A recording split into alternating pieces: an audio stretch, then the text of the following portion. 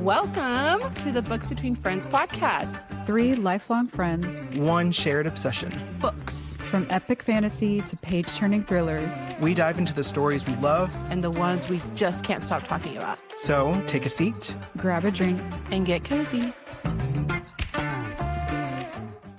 Hey, book friends, welcome back. Speaking of cozy, what's making you feel cozy these days? For me, we just had a lovely weekend. It was Nick's mom's birthday. Yay! And so Nick's family takes birthdays pretty seriously. Like, it's like an event. And so, I mean, I say that we went to dinner, but they make it a point to really celebrate a birthday, to make that person feel special.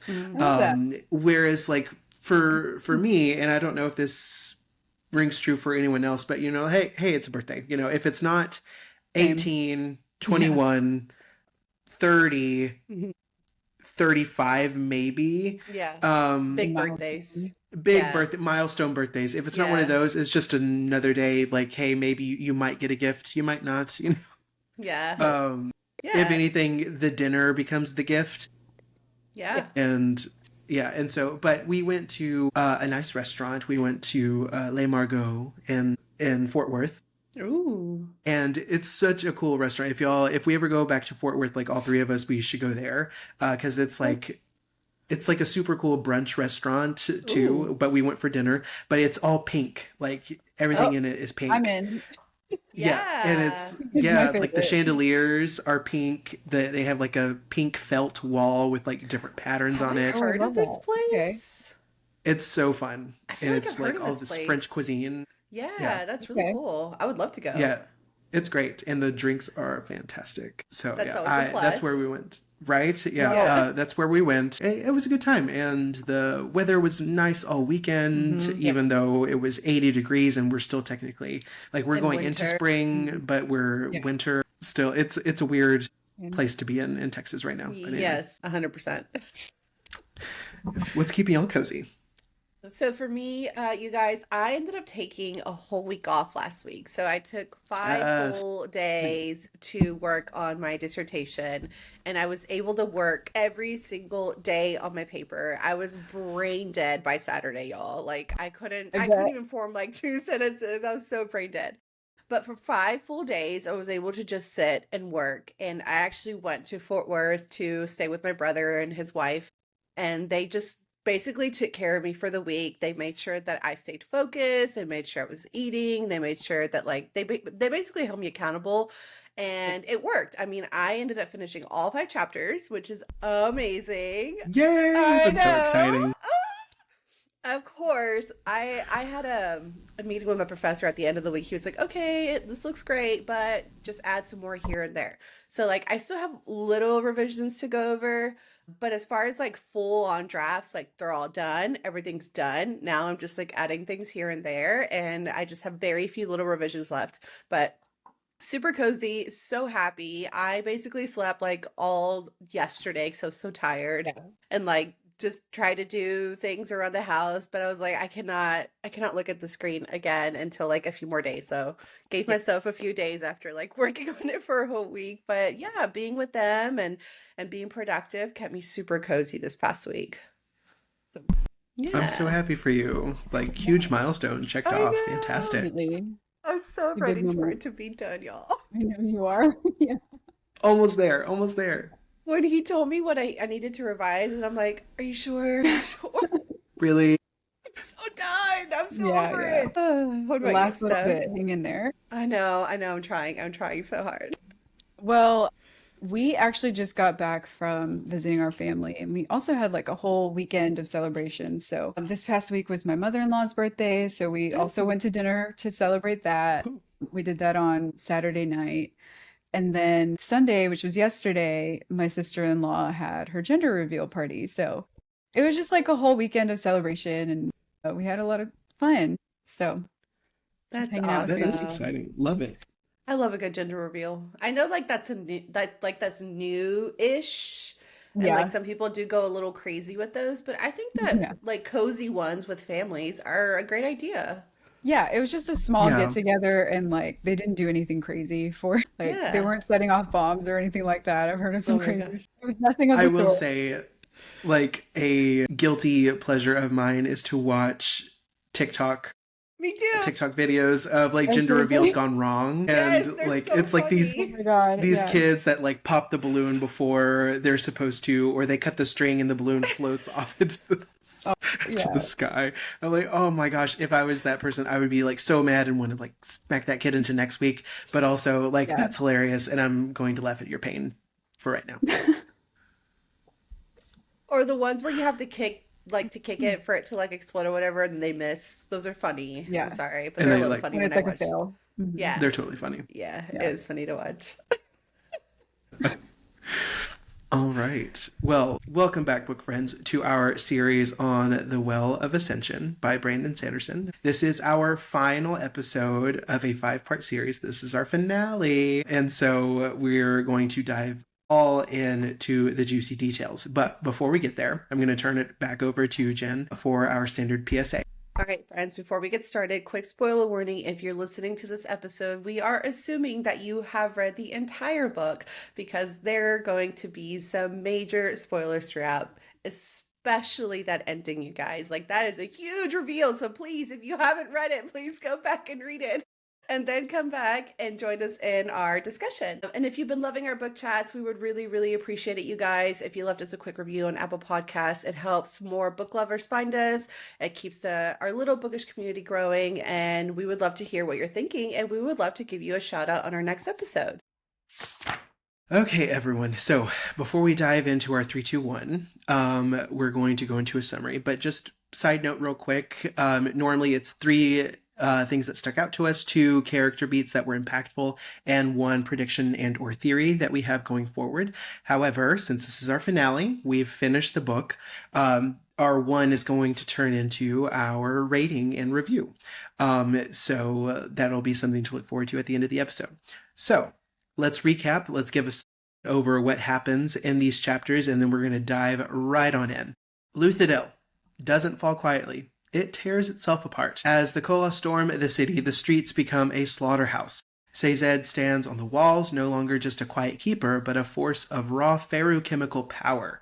Drawing on metal mines he's filled for years, he moves with impossible strength and speed, cutting down Kolos in a desperate effort to hold the line.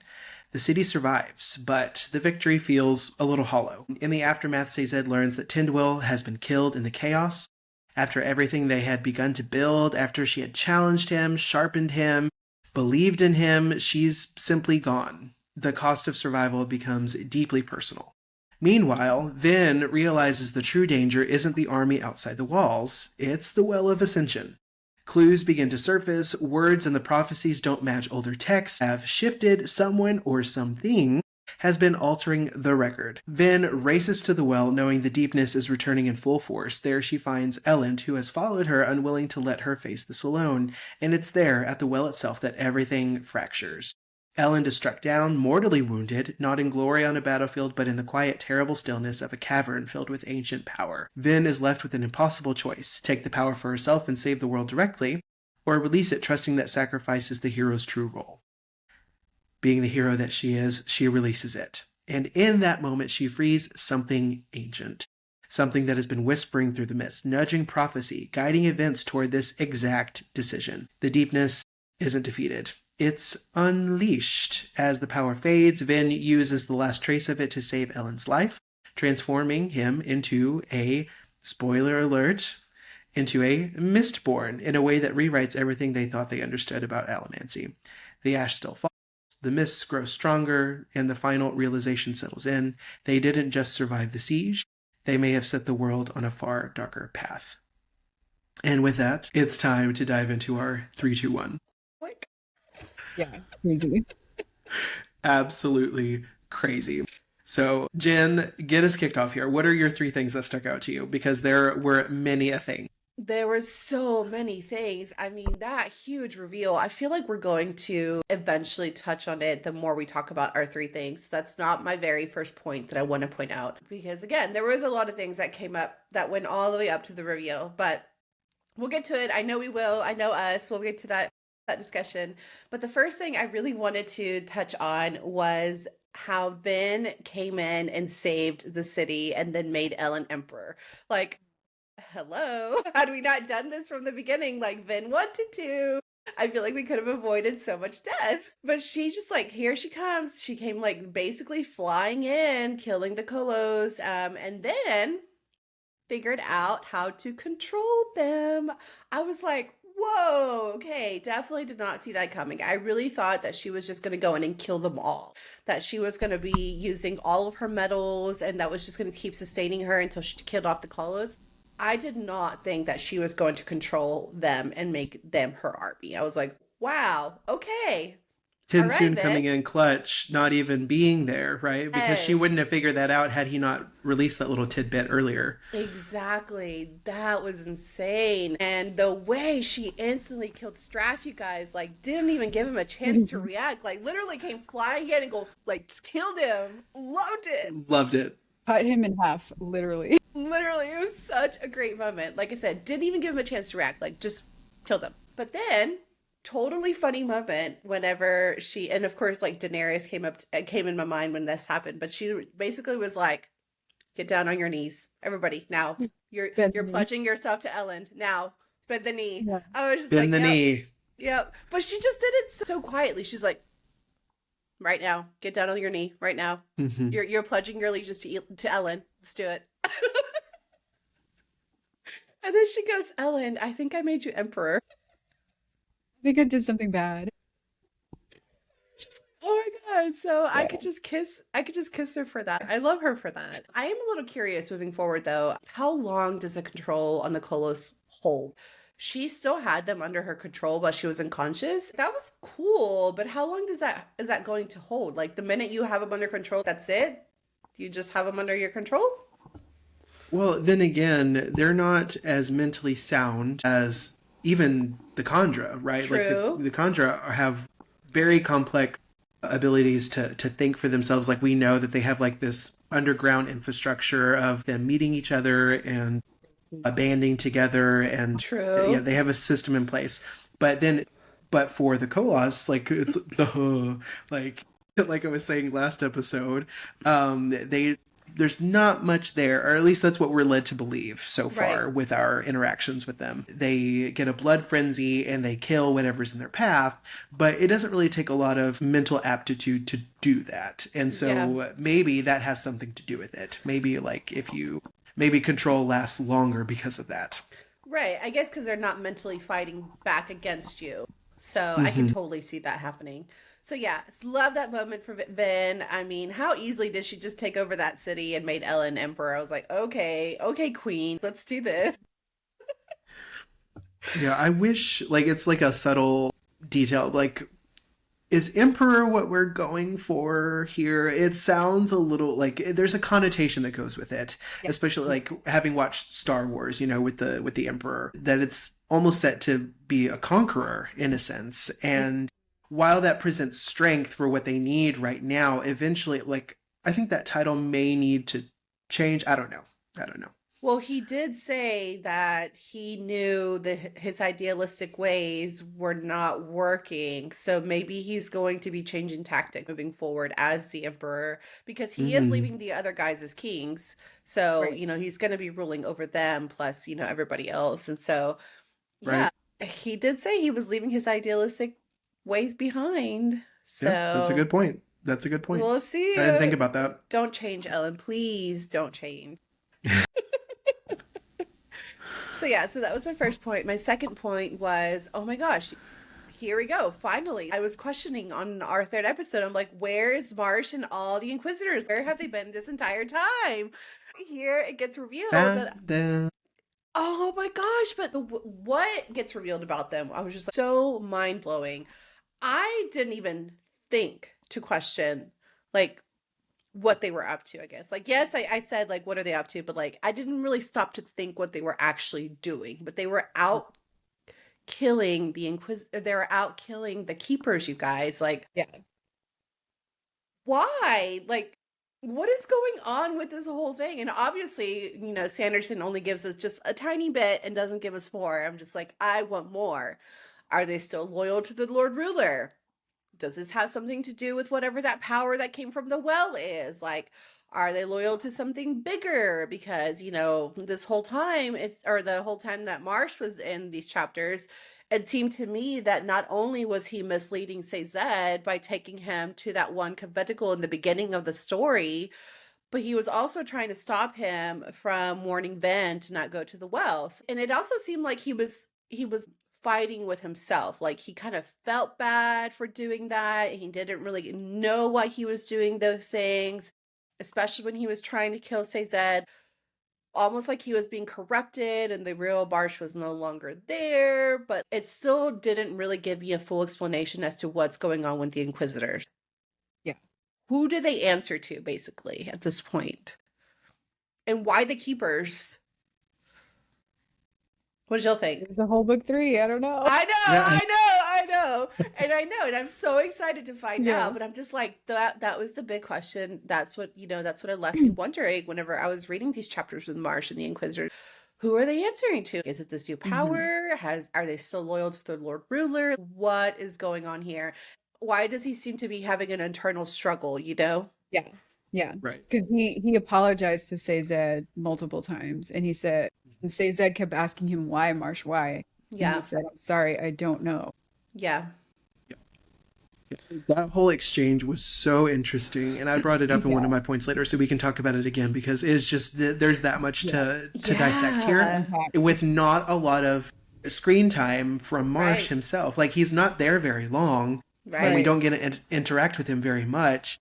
But obviously, we're about to learn what this third set of magic is, right? We have the Allomancy, we have Mistborn, we have Feruchemy, but now I feel like there's a third, because we can call Inquisitors Mistborn all day long, but they're different, right? Right. Like, we've never really questioned why they have the metal spikes in their eyes or everywhere. Or So how that they got their obviously has powers. Right. So I feel like that's going to be a big portion of book 3. And I can't wait, right? Because, like, the love of fantasy is the love of world building, and that I can't wait to dive in. There's just a lot. And why the Keepers? What's going on there? Why are the Inquisitors? It leads me to believe that, yes, whatever Vin released, that's what they're loyal to, rather than the Lord Ruler. Like, I feel like the Lord Ruler, they were just biding their time until this happened. And I would assume, this is an assumption, because obviously book 3, and now we know not to trust anything, right? But I would assume that the reason they're going after the Keepers is because they're trying to protect the real prophecy. They're trying to protect, this whole Hero of Ages and the lie behind it, basically, for this creature, or for whatever power came out of the well. So that's what I'm assuming, but we'll see, because again, this book has taught us that we cannot trust anything. So I know, seriously, mind blown. And I was a little upset. Even 'cause religious Yes, exactly. I was so upset. I really thought Sazed was dead, y'all. Me and Baxter, God. like, so many I was times. I was like crying. I was like, he cannot be dead, y'all. Like, he cannot. So anyways, thankfully he's not yet. Yeah. So And can I just say, it's so hard.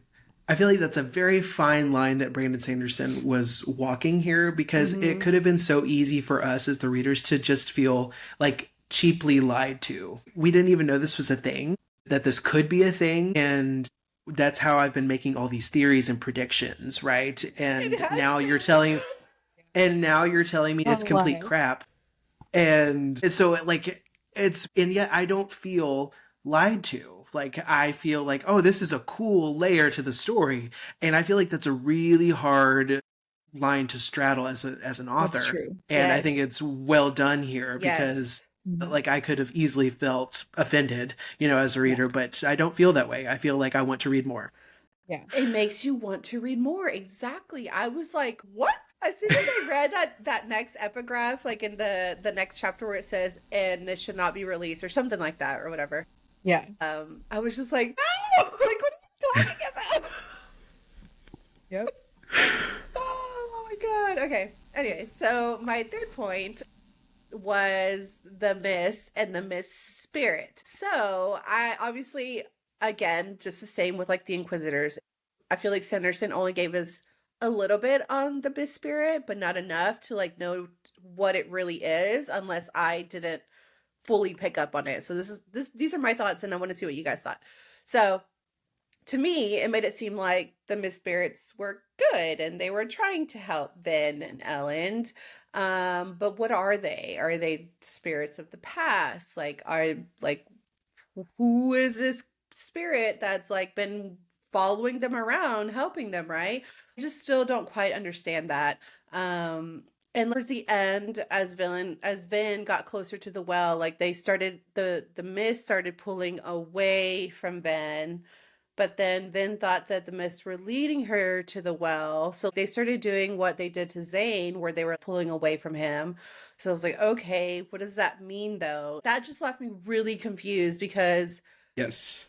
it was leading her at some point, but then it started pulling away from her. So was it leading her to the cave so that she could find that other bead?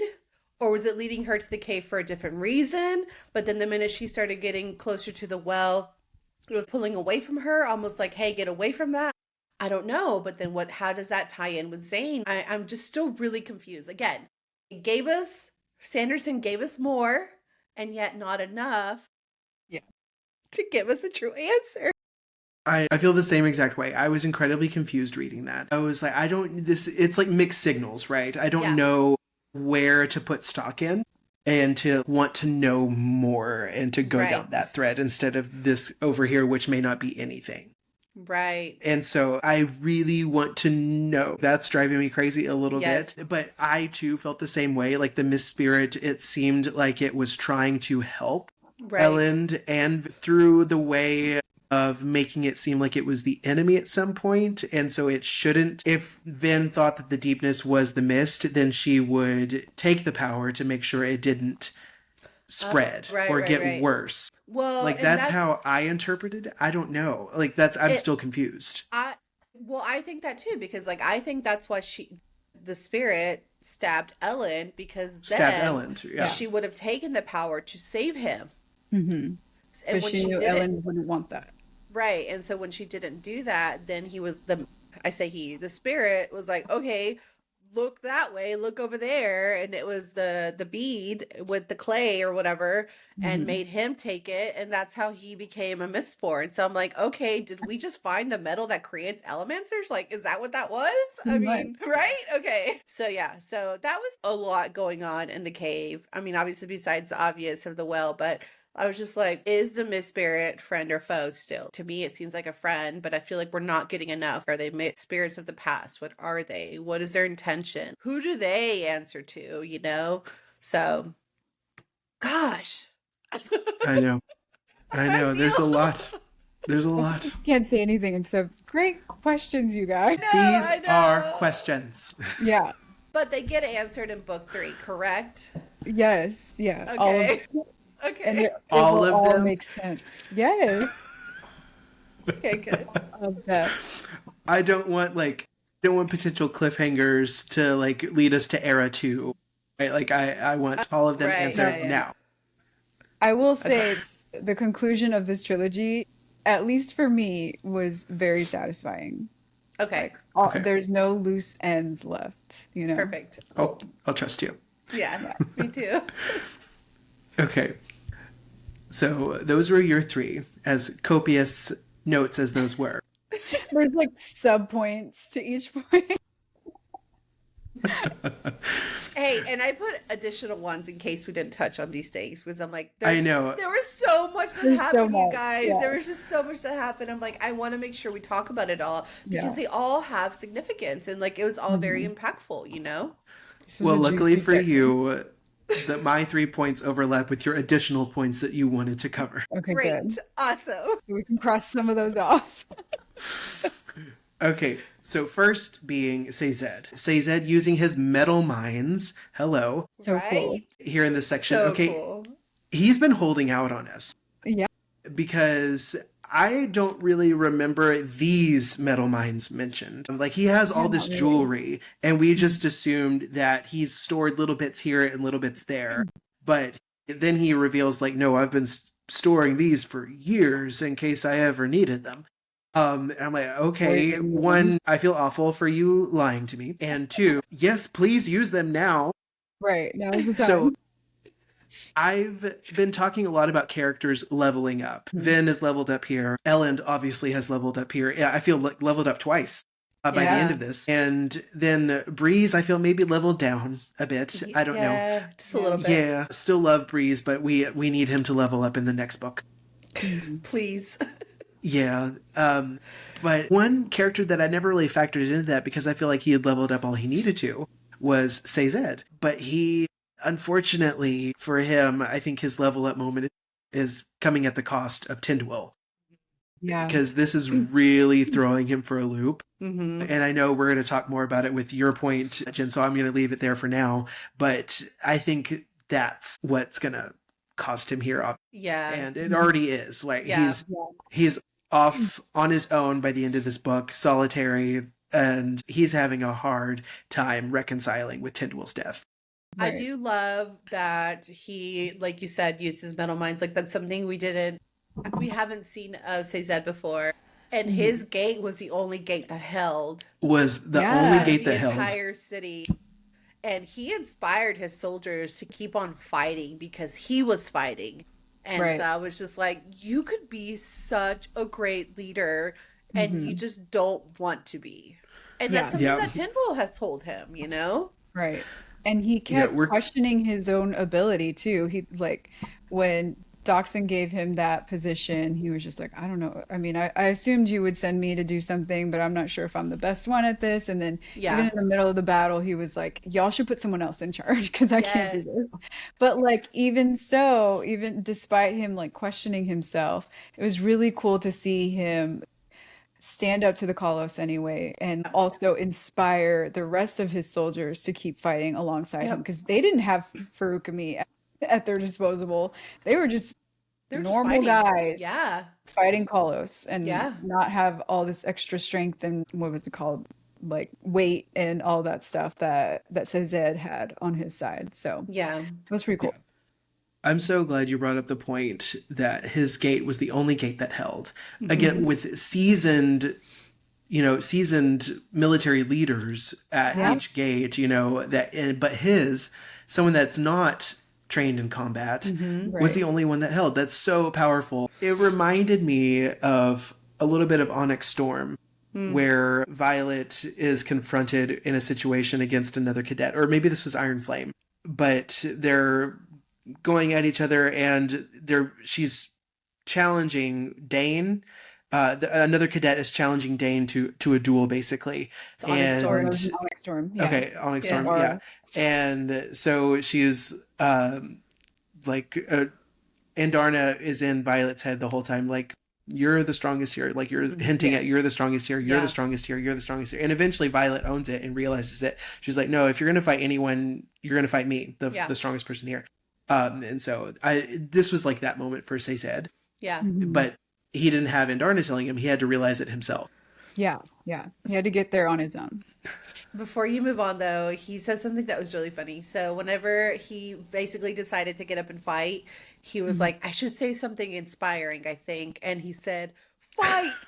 Or something like that. It was just so funny. Yeah. And I remember that. That was a great moment. Sazed always knows exactly what to say.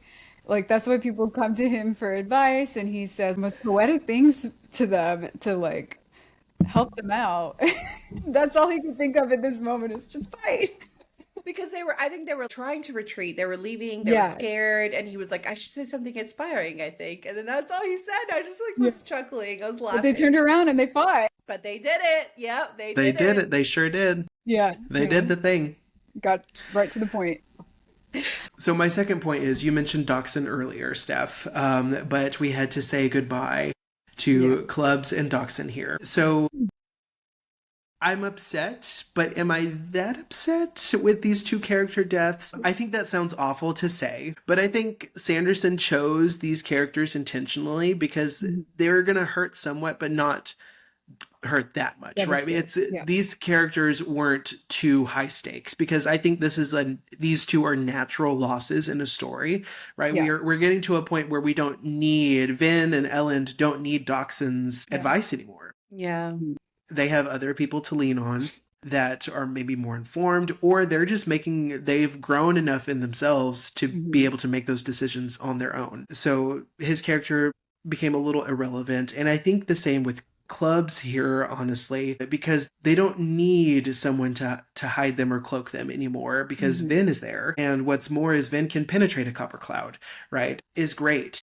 And we got to know him more this book, which I thought was fantastic. But those moments were really to show us more of what Breeze had to offer, I think, rather than clubs. So it's sad losses, and their death scenes, I'm not gonna lie, like I got a little teary-eyed reading them, because it's from their point of view. Yes. Oh my or at least God. Dockson's was. I can't remember if Club's was. It wasn't. No, it was It from was Breeze's Bree. point of view. Yeah. Yeah. Oh, which was heartbreaking in of itself. Right, Which is why Breeze gets a level down a little bit. Because he sees his friend die. Yeah. And weren't they having like daily chats or something, like wine chats, where they were just getting to talk to each other? Interacting a lot more in this book. Yeah. Yes. We get a lot more Clubs and Breeze. And I think you got to know Clubs a lot more through Breeze in this book too. Yeah. Yeah. I was sad because, I mean, and then I think reading Dockson's point of view was really sad, because he was like basically talking about Kelsier and like, you know, basically like, this is all your fault, Kelsier. But then it's like, you know, we're still with you on this one. And then he dies. Yeah. Yeah. So yes, the instance was sad, but the overall loss didn't sting as much, I guess I should say. Like, that's a better way of phrasing it. yeah, I mean, I guess you're right about the intentionality behind what characters Sanderson chose to kill off. It doesn't give you that much hope, though, for book 3. If he's willing to kill off characters like Tinwell, I'm scared as to who might die, because I really thought we lost Ellen, and I really thought we lost Sazed. I was really upset. I was getting ready to give up on the book. I'm serious. I'm like, you're going to kill off my 2 favorite characters? Are you kidding me? Absolutely not. I will not allow this. Don't worry, they made it. They did. For now. All right. So this prophecy, y'all, this is my third point. Gosh. Having been written in steel, because that's the only way it can't change. What a line to begin with that doesn't really seem that important when you first read it at the beginning of the book, but becomes incredibly important here. Blown away, honestly. This is the lie, right? This is the lie that could have made me feel really offended as a reader, like a slap in the face. But I guess you tie the word prophecy to it, I'm like, all in. Yeah. Or at least what the mechanic of being able to change, like that's really cool. Like, if it's not written in steel, you can't trust it. Yeah, I don't know. What do you do with that? That's another mind blown moment. Like, because what else? Yeah, have we interacted with anything else that we can't trust? You know, I mean, I guess anything related to the prophecy that's written down runs the risk.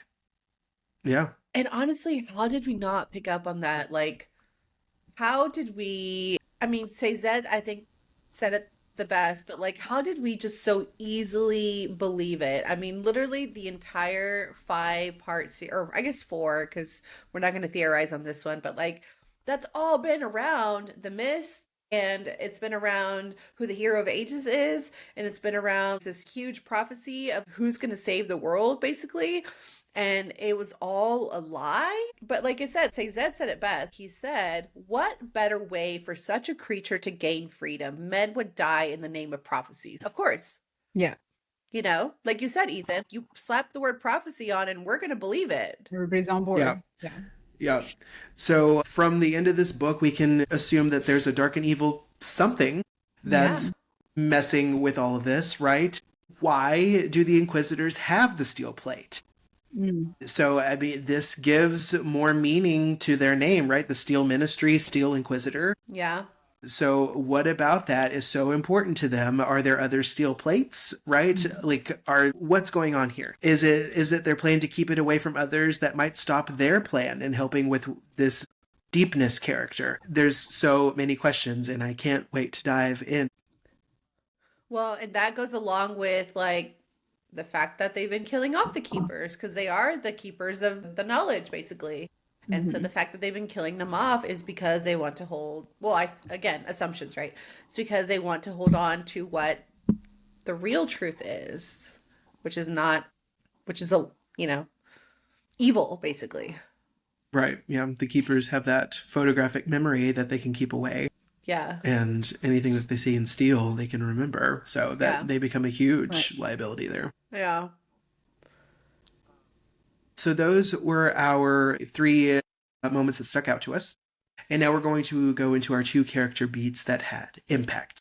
Jen, what says you? Okay, so I'm gonna go with an easy one first. So my first one, it was such a simple moment, but like I feel like Elrian had just like a tiny little impactful chapter or like half a chapter or whatever. But she surprised me, you guys. She was like leaving with Vin and Ellen in the very beginning, because Breeze wanted to save her, or whatever. But then the minute she's out of shot from escaping the city, she's like, "All right, thanks guys," and leaves. And Vin's like, "All right, whatever, let her go." She didn't like her anyways. Yeah. But She I was just wanted like, to come out. yeah, she did it. But I was like, you know, the last time we were, you know, having our chat or whatever, I was like, there's something going on with that girl, and I can't figure out Yeah. why she's in that castle, and I can't figure out why she has all of a sudden come over to their side, but I never paid enough attention to her to care because she's just there. Right. But that's exactly what she wants you to think of her. She wants Right. she wants you to see her as this very unassuming girl. She wants you to underestimate her. But I just loved it. I was like, okay, girl, all right. I'm kind of glad she didn't turn out to be evil, I A guess. villain. She really just wanted to save her hometown, basically, and wanted to help her dad. So I thought it was a To cool help moment. Breezy. Yeah, to help her Yeah. Breezy. I loved the moment where they're exiting Luthadel and she's like, "All right, thanks. Yeah. Needed Yeah. that to get me out of the city." And then she just parts ways. See you That was later. hilarious. Yeah. Yeah. When she showed up with her dad, I was like, this girl is more than what we made her out to be. So Yeah. pretty cool moment. I liked it. Well, it's funny because like her dad also kind of underestimates her, but at the same time he doesn't. Because when she showed back up, he was like, "Of course you're gonna show up with a bunch of bandits." Yeah. Yeah. And then when she was like, "Well, I just went in there to Just the like, huge. you know, get some information," he was like, I knew that, you know. Yeah. But even when other people talked to him about when Ellen was trying to tell him, "Oh, we have your daughter," he was like, "Whatever, I don't care about her." Like she's just You gonna won't do for whatever long, you know. Yeah. And then he made a comment about her dresses or whatever and how she's Yeah. always dressed. He's like, how did she have time to get a new dress? Like, when Right. did this happen? Is like, she also a always look soother good. or is she She's a a writer? writer. She's a writer. Okay, yeah. Yeah. And I thought it was so funny that she was rioting Breeze the whole time, and Breeze didn't Yes. realize. I He was like know. so embarrassed about his feelings towards her, but it's because she's been rioting him the whole time.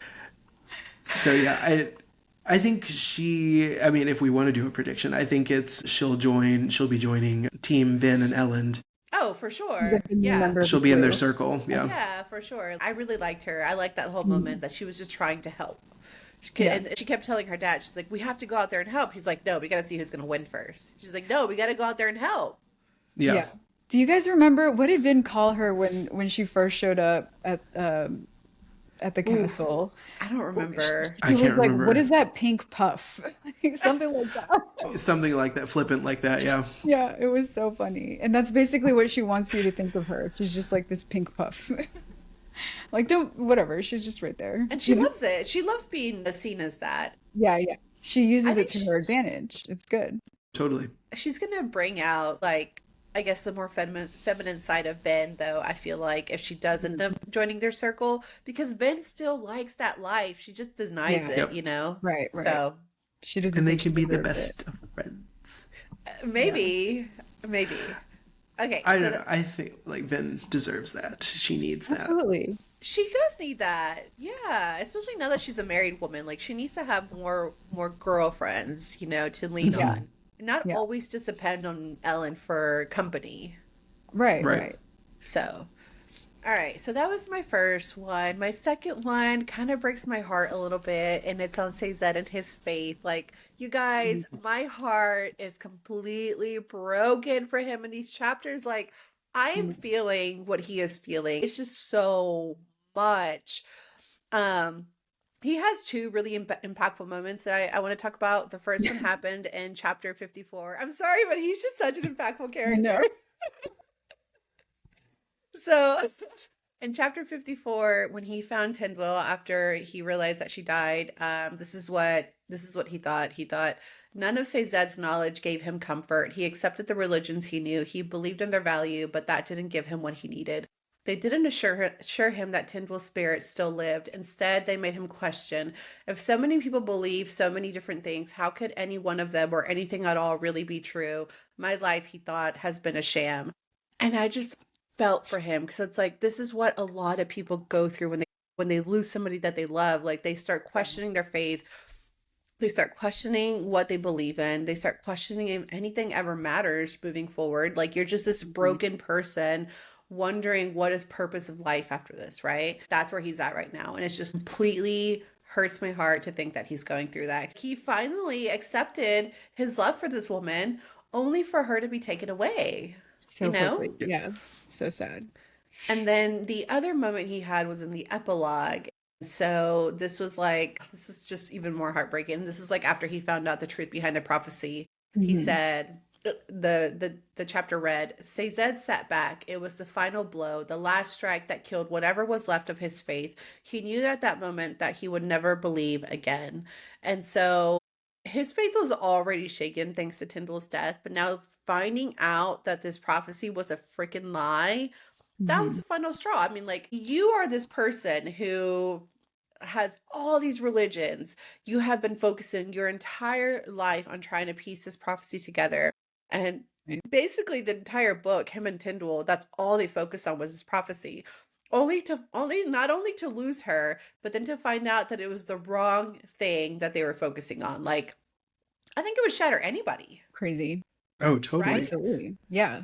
Yeah. It's a lot to deal with all at once. Boom, boom, boom. Complete existential crisis right there. Yes. I mean, and you start thinking, what is real and what is not? What can I trust? What can I put my trust in? Again, I mean, and it's like what he said about religion, like everybody believing so many different things. What can you believe in? What is real? Yeah. Yeah. It's just such a huge question to ask. And I just feel for him. And I hate that he's going through that, because I feel like it's going to take a while to kind of bring him out of that too. Oh, for sure. Yeah. It will definitely be a struggle. Like, there was a nudge at the end of this book of something we were talking about in the last episode, of the title of Worldbringer.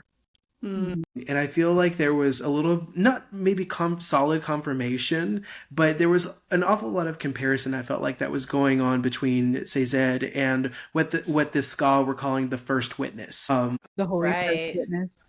And so that made me think that maybe this is actually going to come to pass, where he will be actually titled as a Worldbringer. Or with this crisis that he's going through, maybe it's going to push him into something completely different. Like, they keep on harping on the fact that keepers are not warriors. Well, maybe he's going to herald that in. You know, maybe that can be a path for a keeper to go on to, if he's not the last one. Well, those are my two character beats. All right. Do you want to go next, Steph, or do you want me to go? You go ahead.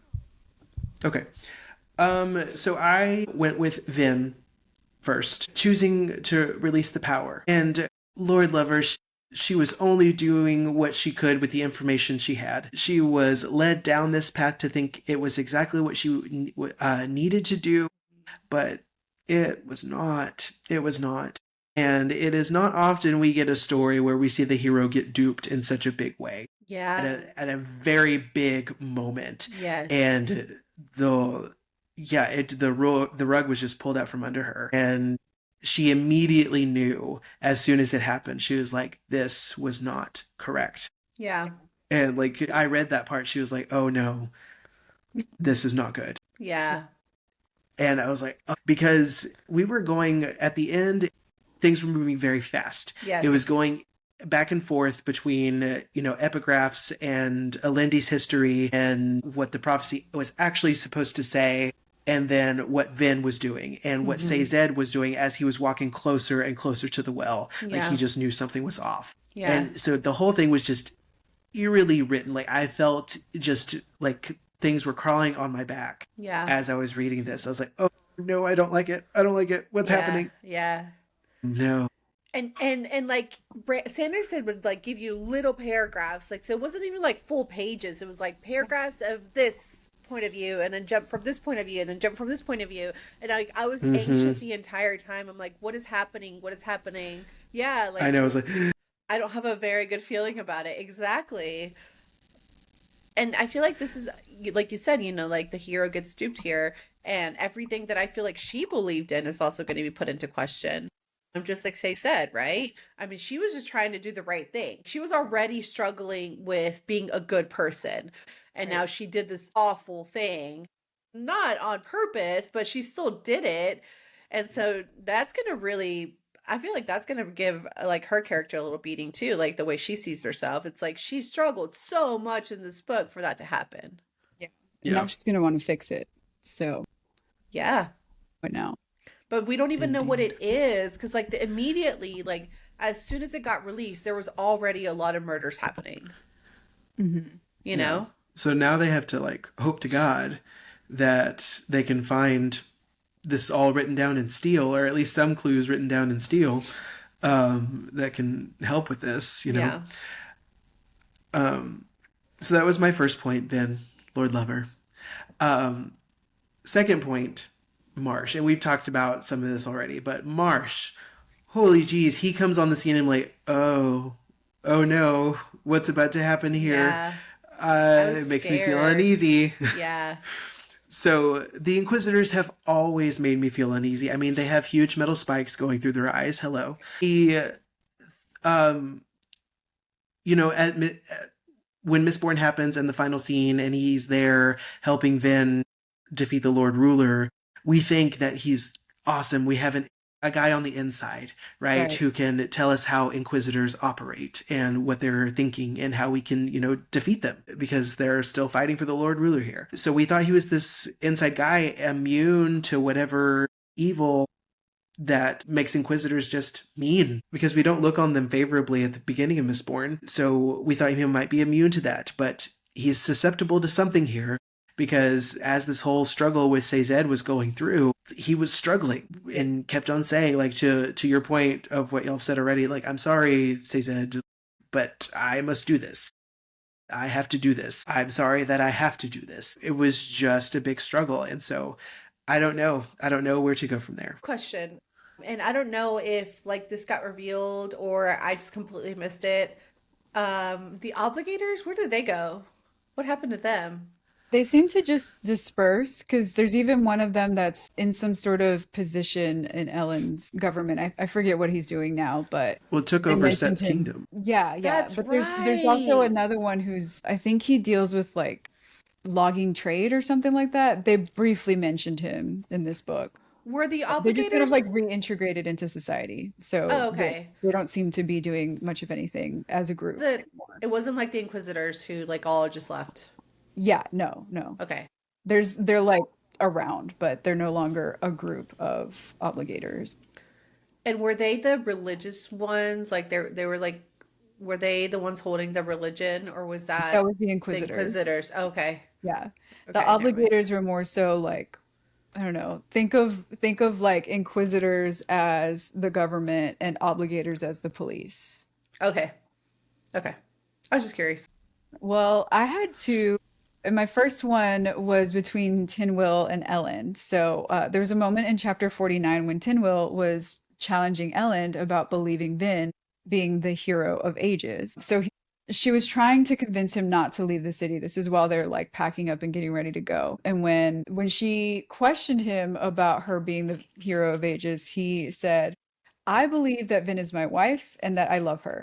Anything important to her is important to me, and anything she believes has at least that much weight of truth to me. And Tinwyl just completely backed off after that. Just wanted to take that moment to appreciate the way that he just fully trusts Vin no matter what, no questions asked. And like that's exactly what she needed from her partner, and the reason why she ultimately chose him over Zane. And he Yeah. continued to do that even now Yeah. that he wasn't technically the king of the city anymore at that point, But Tinwell was trying to tell him, no, you are though. You need to act like their king. You can't abandon them. Yeah. But even despite that, and knowing he was struggling with having to leave the city like that, he still was backing up his wife. And so I just appreciated that about him. I love him Yeah. for that. I really did love that moment. And honestly, that moment is what led Vin basically to do the right thing and release the Yeah. power too. Because she was like, he trusts me, he believes in me, you Mhm. know, like he will continue having my back. And I know what he really wants is not this. He doesn't want me to use the power to save him. He wants me to do the right thing and release it. Poor girl. Poor girl. I hate that tied together for him to do that, but she did. She was just like, he believes me, he loves me, and he trusts me, you know? Dang. Such a devastating loss, even though no one died in that instance. I mean, a lot of people died afterwards, but yeah. Yeah, that's the thing. And then my second moment was between Sazed and Clubs. So this is right before that final battle with the Colossus. They have seen that the Colossus are like starting to riot and stuff, and that's how they usually start a battle, is like they fight amongst themselves and like rile each other up. And so they're all like planning their positions, who's going to cover what gates and stuff like that. And then in that moment, Sazed pitched a religion to Clubs that, and this religion thought that art brought you closer to God. And Clubs asked Sazed why he didn't pitch him something more blunt or something that had to do with warfare like him. And I just love what Sazed said to Clubs after this, because it just really goes to show how observant he is, and not just that, but like how he really understands people so well. So he said to Clubs, because that's not you. It's what you must do, but it's not you. The others forget, I think, that you were a woodworker, an artist. When we lived in your shop, I often saw you putting the finishing touches on pieces your apprentices carved. I saw the care that you used. That shop was no simple front for you. You miss it, I know. So, it's just like another reason why I love Sazed so much. Like I've said it a million times already while we've discussed this book in all 5 of our episodes. He's my favorite character out of this trilogy, and moments like this is why. Yeah.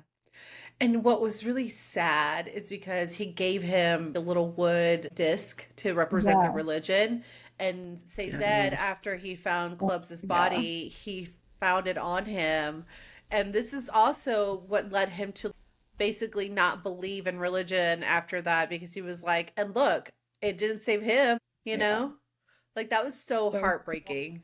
Yeah. It was, but the idea is that he found belief, like he found belief, period, and it's because of Sazed. I think it'll take him a little while to realize that, but he will. Right.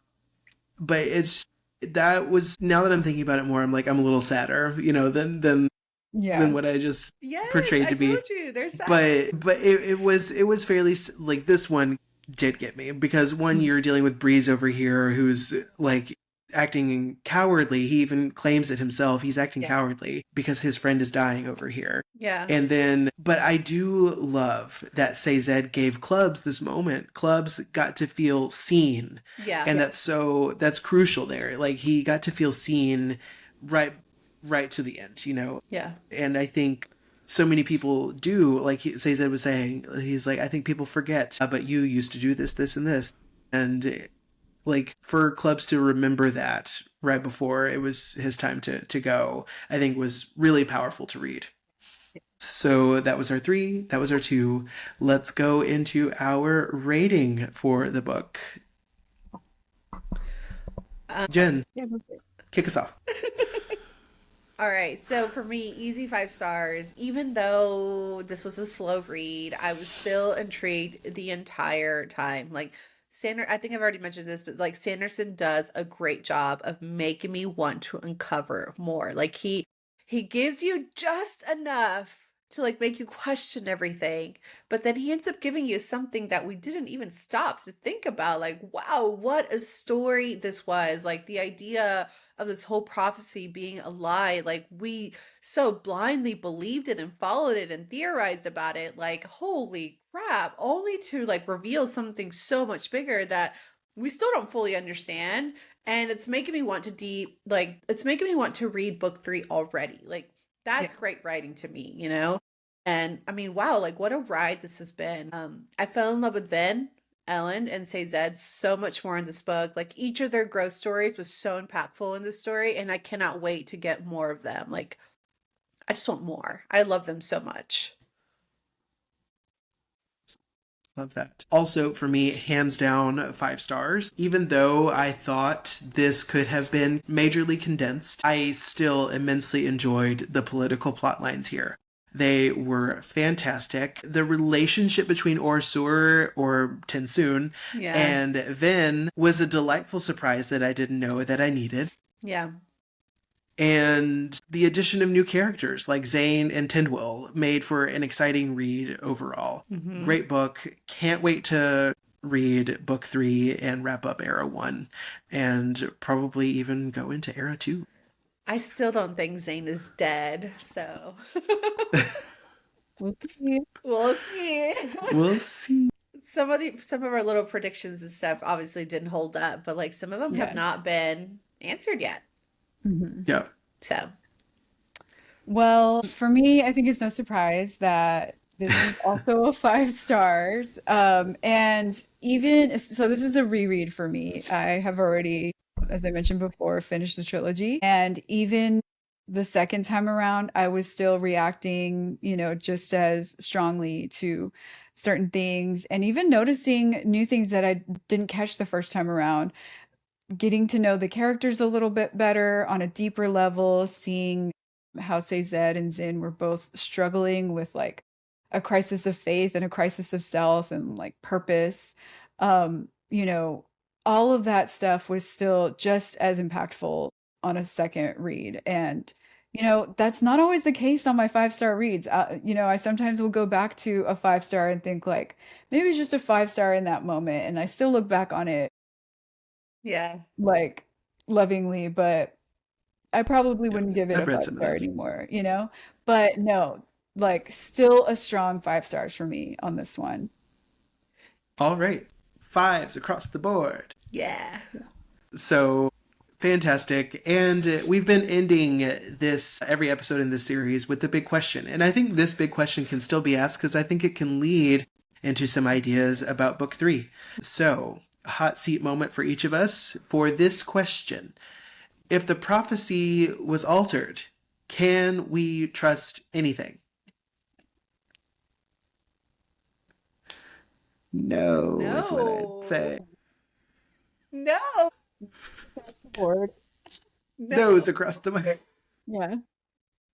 There you have it, people. What do you think? Easy enough, I think. I think we can just leave it at that, honestly. Yeah, no, like that, mind absolutely blown. Like, I really, really, really did not see that coming. I really didn't. Like, I knew there was like a sense of foreboding coming. Obviously, something big was going to happen beyond the whole siege, beyond the battle that was happening with the Kolos and Strath and whatever. Like, I knew that was not the main plot. That was like a plot, but it wasn't the main one. But I just did not see this part coming. Like, oh my God, I'm telling you, when I read that epigraph on the top that said it should not be released, I'm like, well, what do you mean? Like, what are you talking about? And why didn't we question more about like the missing pieces of their research that they were doing in their room? Like we had all of the stuff here. I thought about it in our last episode. It was one of those like other topics we could have talked about. Yeah. But it wasn't enough for me to like question it even more. And I'm just like, y'all. So no, I know. we cannot No, trust yeah. anything. I mean, as Yeah. a fantasy reader, I think you have to just train yourself to not believe everything, So, True. and at this point, having read enough Brandon Sanderson, you also can't trust Brandon Sanderson. So yeah, Yay. definitely no. All right. Well, book friends, we also want to know what you think. Can we trust anything here? Prophecy's not true, obviously. Yeah. So can we really trust anything? We want to know. All right, book friends, that was the end of our final deep dive on The Well of Ascension by Brandon Sanderson. But let's keep the discussion going. We really want to hear what you guys think. We are Books Between Friends Pod on all platforms. Thank you so much for interacting with us already. We love seeing your comments on our social media. So keep them coming. we are looking forward to more Sanderson talk. All right. And on our next episode, we're diving into Throne of Glass, but not in our usual deep dive way. We pre-recorded a special 4-part series. Episode 1 is going to be hot takes, and yes, some of them will be controversial. Episode 2 Just a bit. will be our what if scenarios that may change the trajectory of the whole series. And then in episode 3, who actually would win in a fight? And we did not hold back. And episode 4, we're going to be tier ranking every book in the Throne of Glass series. So if you love Aelin, Rowan, Manon, Dorian, and a little healthy debate, you're not going to want to miss this miniseries. Be sure to tune in. There's so slightly a debate.